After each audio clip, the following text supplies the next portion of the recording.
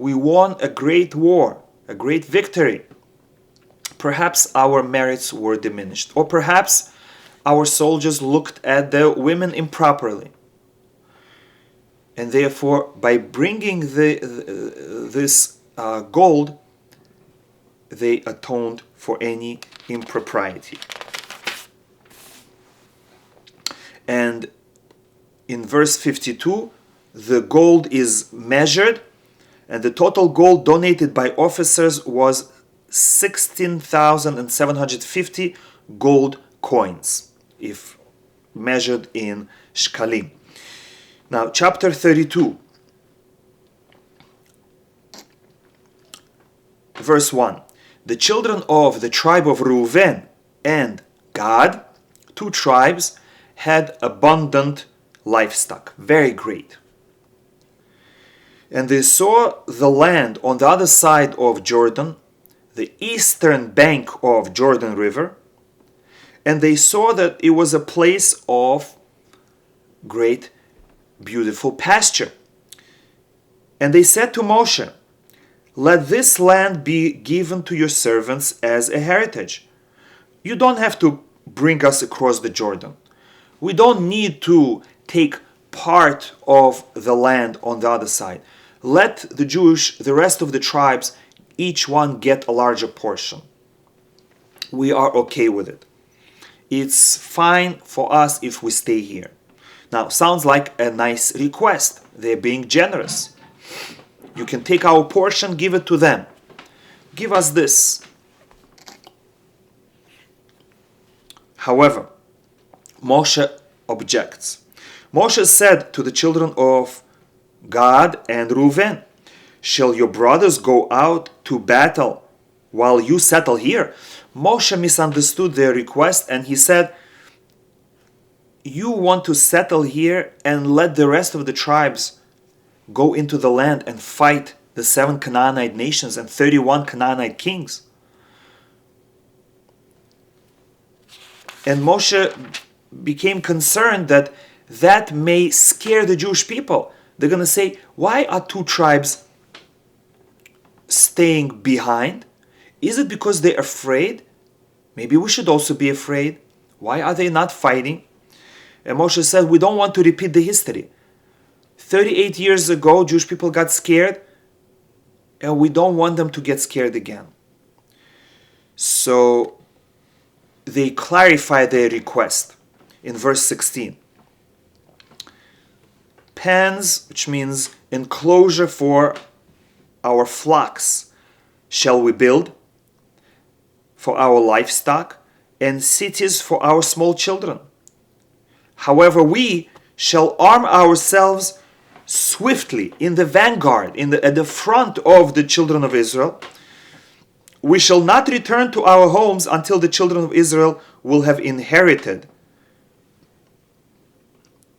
every man his inheritance. So they're promising that their request was just to settle their women and children who are not going to fight anyway, and leave their cattle behind. And all the soldiers, all the adult males of children of Gad and Reuven will cross together with children of Israel, and they will fight until every Jew settled. And it was a big undertaking, because it took 7 years for them to conquer the land of Israel, and another 7 years to settle it. And so they were missing from their families for 14 years. Of course, they could visit, but whenever there was a battle, they had to appear on the battlefront.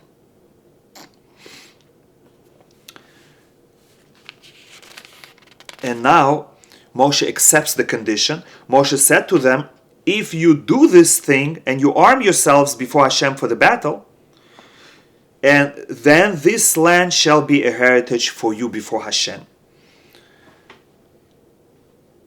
And tribes of Reuven and Gad affirm their commitment. And the children of Gad and children of Reuven said to Moshe, saying, your servants shall do as my Lord commands. Now, in addition to making this agreement with them, Moshe informs Yehoshua, who is soon going to take over, and Elazar, the high priest, of the agreement. Verse 28. Concerning them, Moshe commanded Elazar the Kohen and Yehoshua son of Nun, and the heads of the fathers of the tribes of Israel, the leaders of every tribe, he informed. And he told them, if they fulfill their condition, give them the land. But if they don't fulfill their condition, then do not allow them to stay there. Bring them over and force them to fight with you.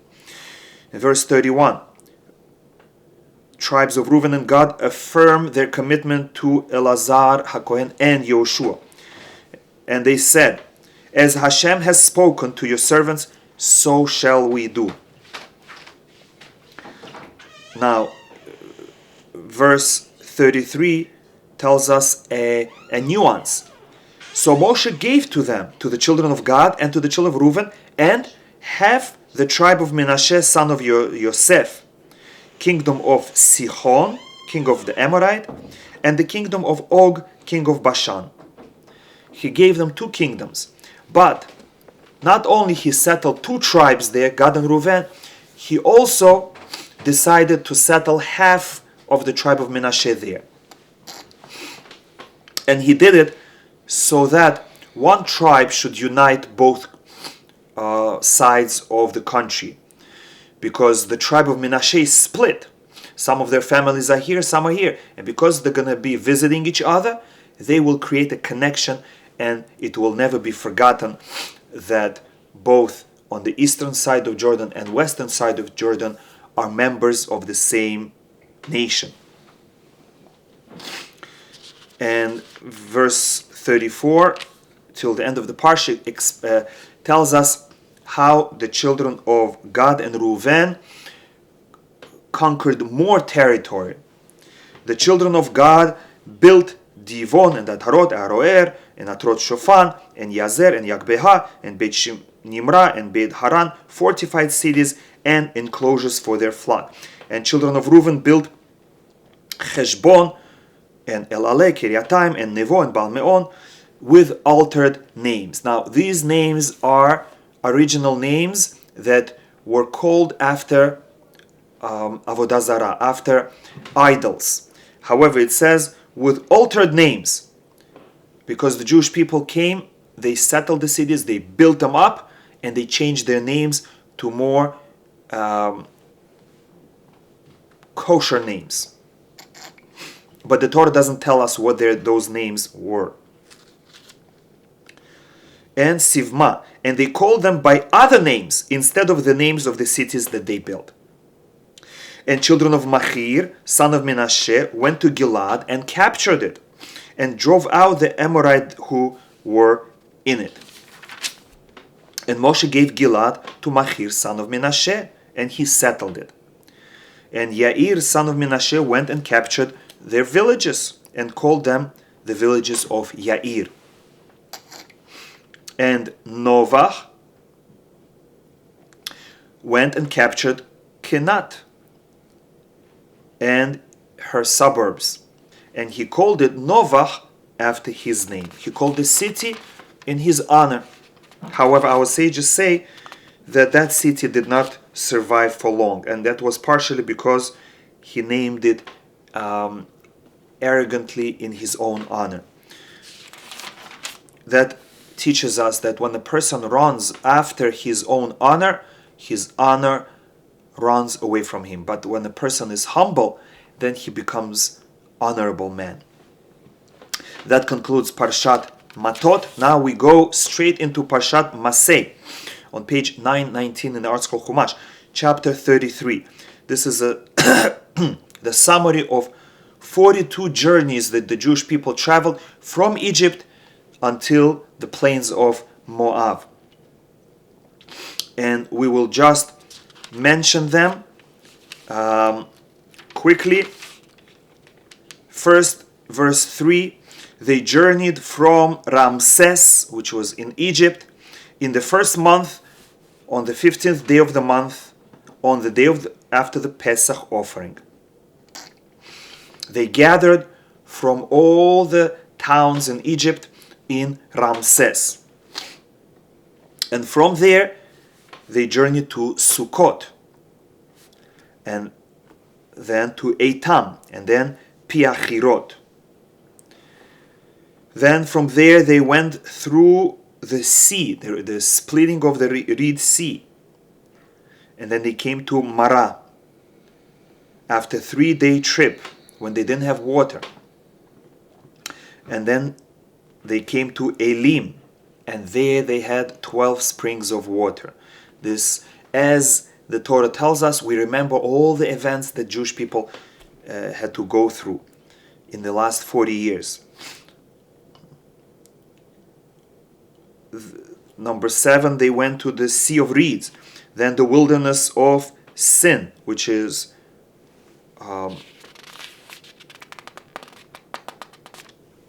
called Midbar Sin. Then they went to Dofka and Alush, number 10.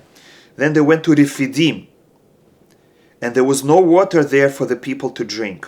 And the story in Refidim that they complained, and then Hashem told Moshe, give them water from the rock. And then they encamped in the wilderness of Sinai, by the Mount Sinai, Midbar Sinai. Then eventually, when they left Mount Sinai after a year of dwelling around the mountain, they came to Kivrot HaTava, that's number 13.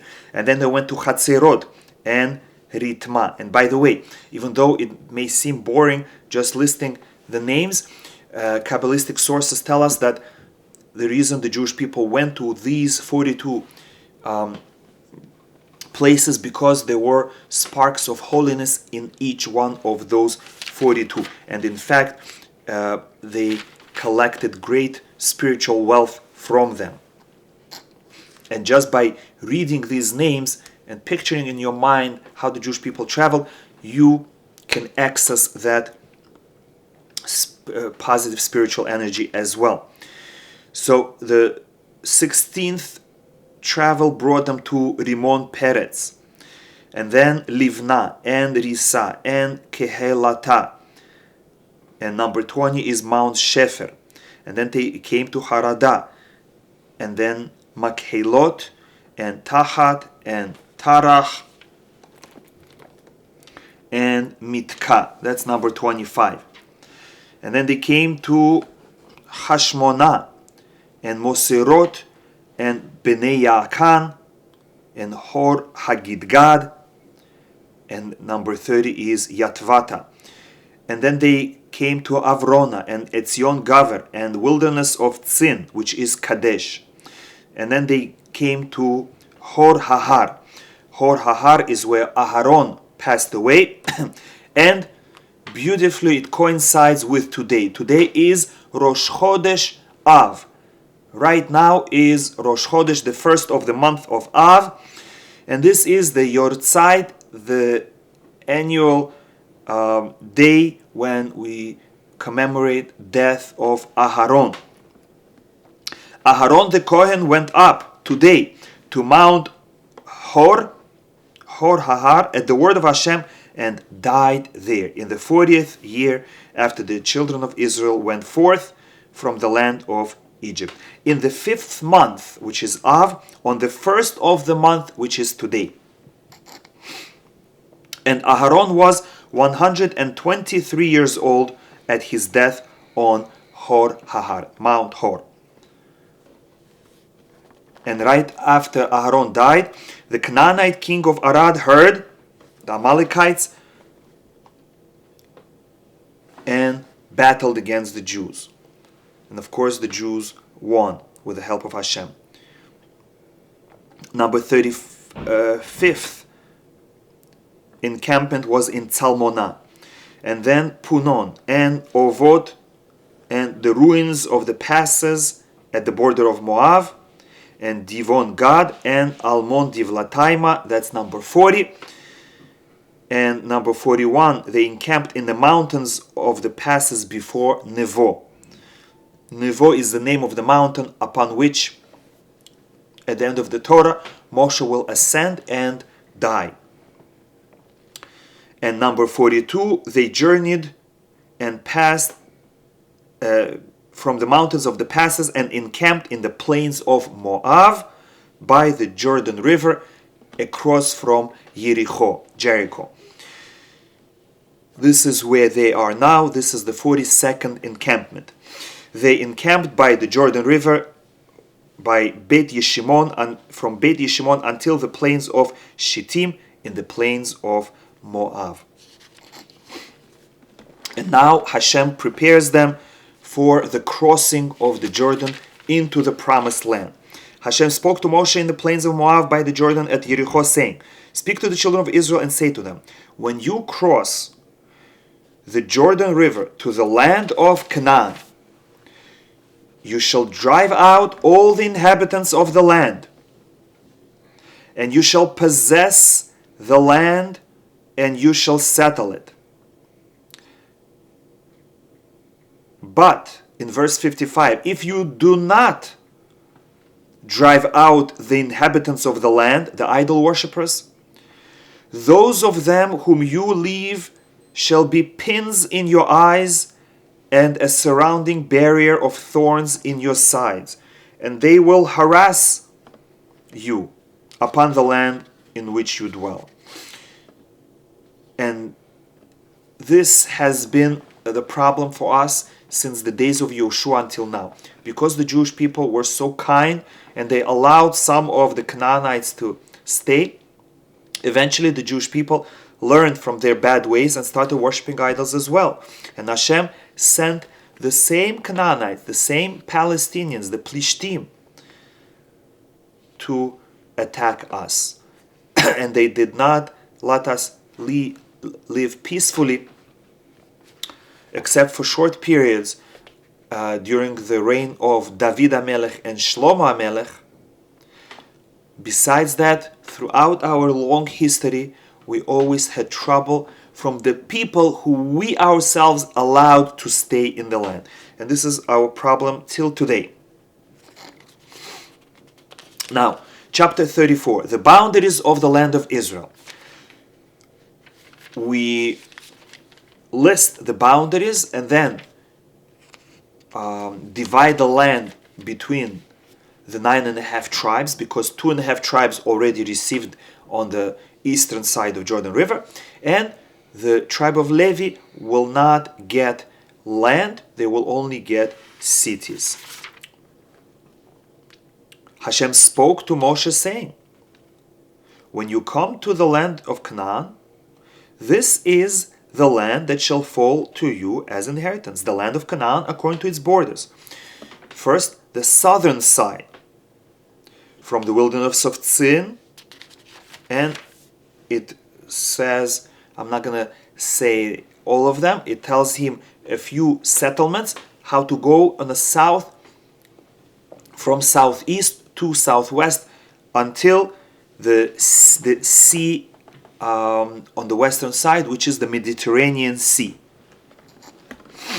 And in verse 6, western border, the Mediterranean Sea is the western border. Verse 7, the northern border, it again lists a few points. And then the eastern border runs along the Jordan River, through Kinneret, and then through the Dead Sea. Verse 13, this is the land that you shall divide as an inheritance by lot, by lottery, which Hashem has commanded to give to 9.5 tribes. Verse 15, and 2.5 tribes have taken their inheritance on the bank of Jordan River by Jericho, eastward toward the sunrise. Now Moshe has to announce the new leadership. Hashem spoke to Moshe, these are the names of the men who are to take possession of the land for you, because you're not going to be there in person. Elazar the Kohen and Yoshua son of Nun, they are two leaders. Elazar is the spiritual leader, Yoshua is commander-in-chief, and one leader from each tribe, and the names of all the leaders are listed. Now, chapter 35. Cities for the Levites. Hashem spoke to Moshe, saying, command the children of Israel that they shall give to the Levites from the heritage of their possession cities for dwelling, and open spaces for the cities all around them shall you give to the Levites. So if you imagine the city as a square, there was an area that had to stay open for safety, so that they will see if an enemy is coming. So there were city walls, then a certain amount of empty land, not even trees, and then another band around there for orchards and gardens. Now, in total, there were 48 Levitical cities. Verse 6. The cities that you shall give to the Levites are 6 cities of refuge, 3 on the eastern side of Jordan, 3 on the western side of Jordan. They were the main refuge cities. And in addition to them, you shall give another 42 cities. And what are they for? In addition, for Levites to live there.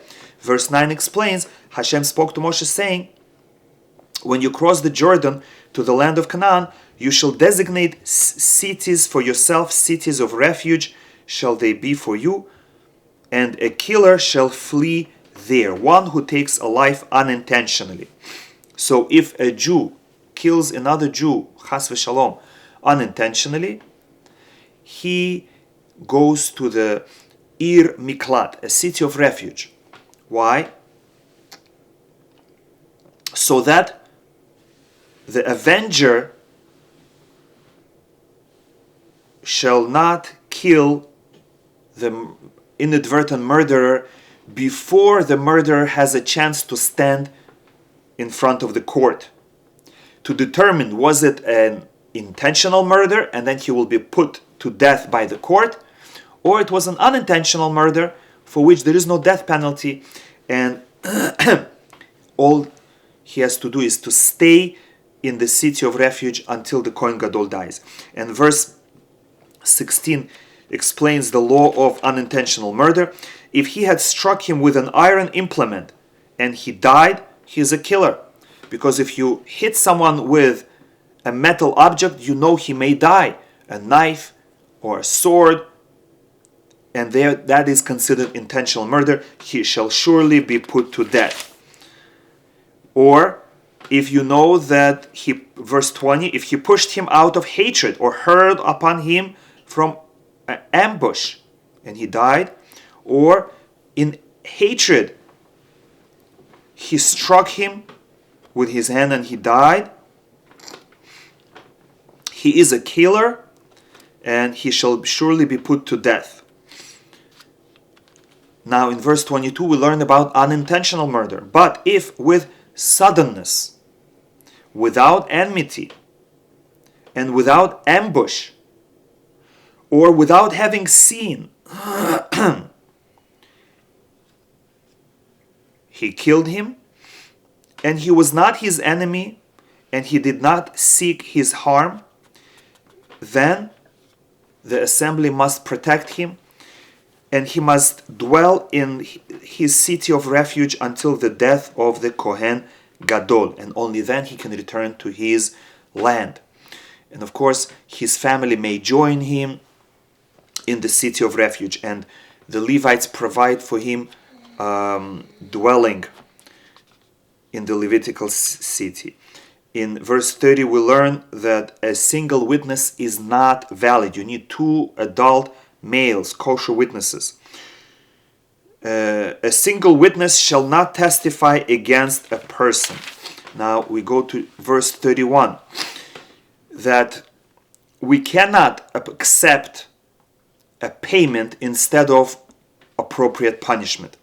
You shall not accept ransom for the life of a killer who is worthy of death. Cannot accept money instead of death penalty. And you shall not accept ransom for one who fled to his city of refuge. You cannot accept money instead of the punishment of living in the city of refuge, exile.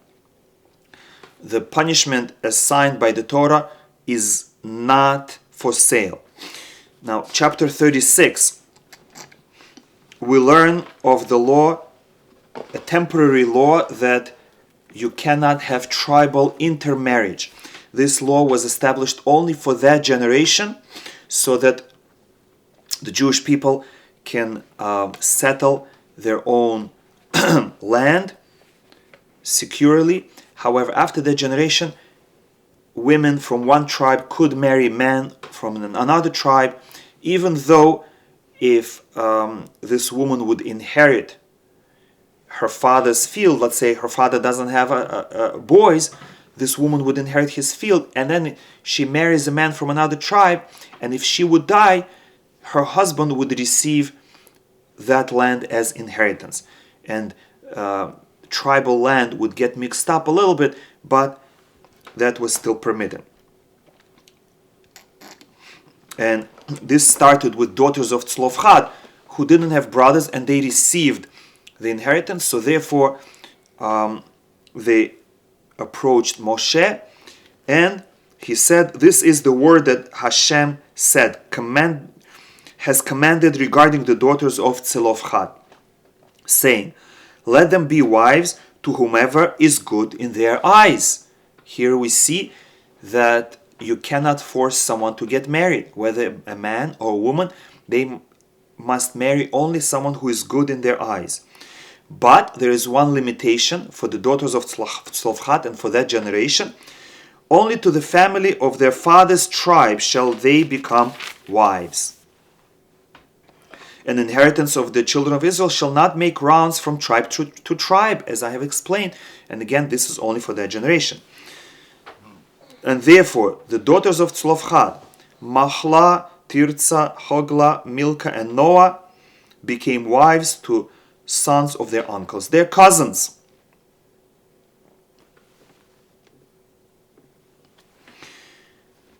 The daughters of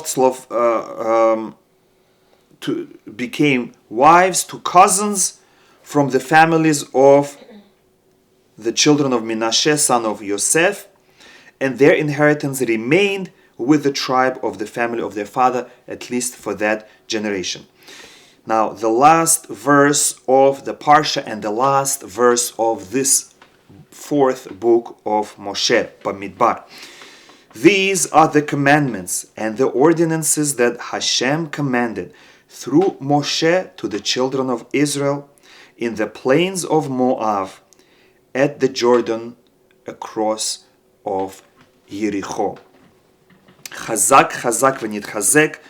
May we be strong and may we be strengthened.